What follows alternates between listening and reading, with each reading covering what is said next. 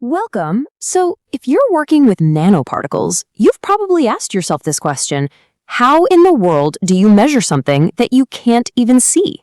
Well, today we're going to demystify two of the most critical tools in the nanotech toolbox: dynamic light scattering and Zeta potential. I mean, really think about that. It's the central challenge in fields like nanomedicine, right? We're engineering these tiny particles, thousands of times smaller than one of our own cells, and their exact size and charge can make or break a new drug or therapy.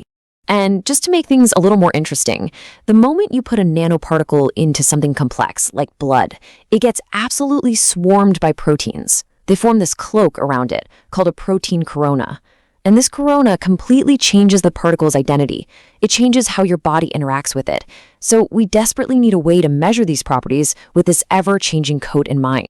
Okay, so let's tackle that first big challenge: size. And for that, our go-to technique is dynamic light scattering, or DLS for short.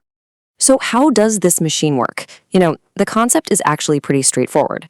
A DLS instrument just shines a laser into a little vial, we call it a cuvette, that's holding our liquid sample full of nanoparticles. Now, inside that liquid, the nanoparticles are not just sitting still. Oh no, they are constantly jiggling around totally at random. This is called Brownian motion. Basically, the tiny water molecules are all bumping into them. And here's the secret sauce. Smaller, lighter particles get knocked around a lot more. They jiggle super fast. The bigger, heavier ones, they jiggle much more slowly. And as they're all doing this dance, they're scattering that laser light everywhere. A detector, sitting off to the side, picks up all this scattered light. But since the particles are moving, the light it sees isn't a steady beam, it's flickering, creating a noisy-looking signal, kind of like what you see on this graph. The instrument's brain then analyzes how fast that signal is flickering to figure out exactly how fast the particles are moving. So the machine takes that speed, does some math, and spits out a size. But, and this is a huge but, this is where a massive misconception creeps in. DLS is not measuring the true size of the particle, the size you'd see if you could somehow put a tiny ruler up to it.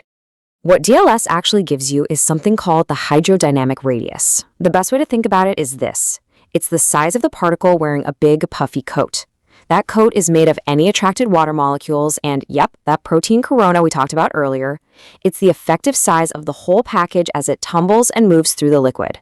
So you're not measuring the particle in a vacuum, you're measuring it in its real-world environment. Okay, now here is where things can go sideways, and it's so important to understand this. The final answer you get from the machine depends entirely on the information that you provide. The calculation relies on an equation, and a critical piece of that equation is knowing the properties of the liquid your particles are floating in. Just look at this slide. This is just a brilliant illustration of my point. This is the exact same sample being measured over and over. But look at these numbers. If you tell the software the solvent is sucrose, it says the particles are 15 nanometers. If you tell it it's water, it says they're 87. It's the same particle. The result changes wildly just because of a setting you choose in the software. This is why knowing your solvent is absolutely non-negotiable. All right, so we've got a way to think about size, but that's only half the battle. Because who cares if your nanoparticles are the perfect size if they all just clump together into a useless blob? To figure out if that's going to happen, we need our second tool, Zeta Potential. So what keeps particles from sticking together? It all comes down to their surface charge. If all the particles have a strong, similar charge, say they're all positive or all negative, they'll push each other away, just like trying to force two same-sided magnets together. They stay nicely spread out. Zeta potential is basically our way of measuring how strong that push-away force is. Okay, let's break this down. Picture a charged particle floating in a liquid full of ions. Right away, it attracts a layer of oppositely charged ions that stick to it pretty tightly. We call that the Stern layer. A little further out, there's a looser, more diffuse cloud of ions. This whole system, the particle plus its cloud of ions, has a name, the electric double layer. So let's be super clear about this, because it's another common mistake. Zeta potential is not the charge right on the particle's surface. It's the electrical potential at the very edge of this whole particle and ion cloud system as it moves. You can think of this edge as a slipping plane. It's the effective charge that another particle would actually feel as it gets close. So how do you use this in the real world? Well, you can think of it as a stability score. The further the number is from zero, either positive or negative, the better. A value bigger than plus 30 millivolts or more negative than minus 30 millivolts is generally considered highly stable. If your number is hanging out close to zero, you've probably got a problem and your particles are getting ready to clump up. All right, if there's one major takeaway from all of this, I hope it's this. DLS and Zeta Potential are incredibly powerful, but they are not giving you absolute truths. They're giving you clues. They're indicators about your system based on indirect measurements. So let's just recap really quickly. DLS watches how fast particles are jiggling around to give you their effective size in a liquid. Zeta Potential, on the other hand, zaps them with an electric field to see how they move, which tells you about their stability.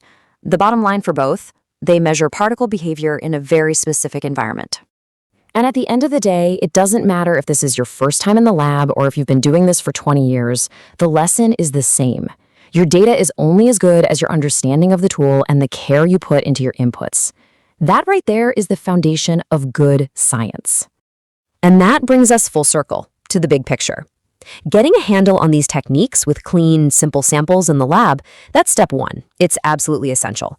But the ultimate goal, the grand challenge, is to understand how these little particles actually behave in the messy, chaotic, and complex world of the human body.